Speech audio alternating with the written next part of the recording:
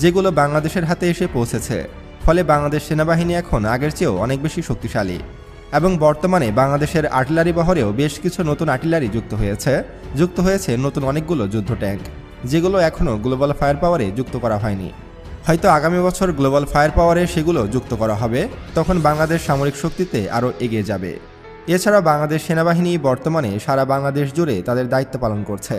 যেহেতু দেশের অবস্থা খুব একটা বেশি ভালো নয়, তারপরও যে বাংলাদেশ সেনাবাহিনী শক্ত অবস্থান তৈরি করেছে এবং নিজেদের আরও বেশি শক্তিশালী হিসেবে গড়ে তুলেছে, যেটা সত্যিই প্রশংসার।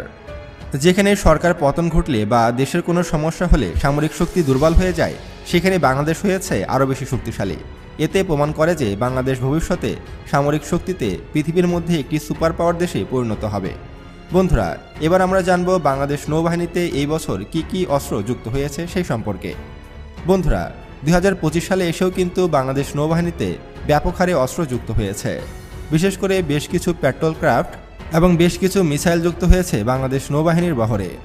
এবং বাংলাদেশ নৌবাহিনী নিজ দক্ষতায় এবার বাংলাদেশেই অ্যাটাক ড্রোন তৈরি করতে সক্ষম হয়েছে।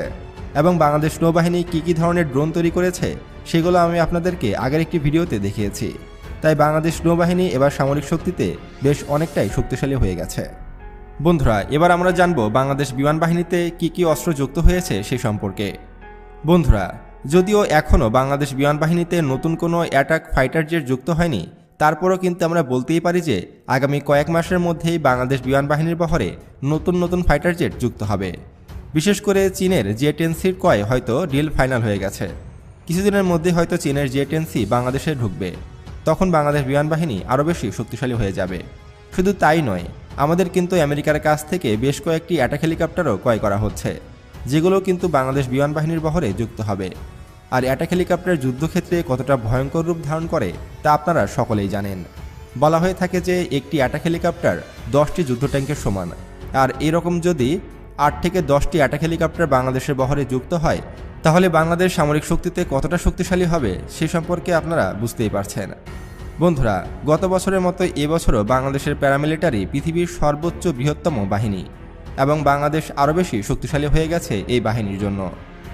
তো বন্ধুরা, ইতিমধ্যে আপনি হয়তো বুঝে গেছেন যে বাংলাদেশ সামরিক শক্তিতে কতটা শক্তিশালী হয়ে গেছে। বর্তমানে বাংলাদেশকে রুখতে পারে এমন দেশ আশেপাশে নেই। স্বয়ং ভারত এখন বাংলাদেশকে মেপে চলে।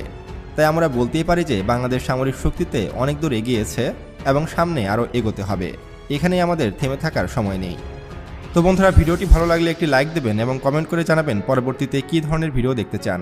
আর এমন ভিডিও পেতে এখনই আমাদের চ্যানেলটি সাবস্ক্রাইব করুন এবং পাশে আসা বেল বাটনে ক্লিক করুন। আল্লাহ হাফেজ।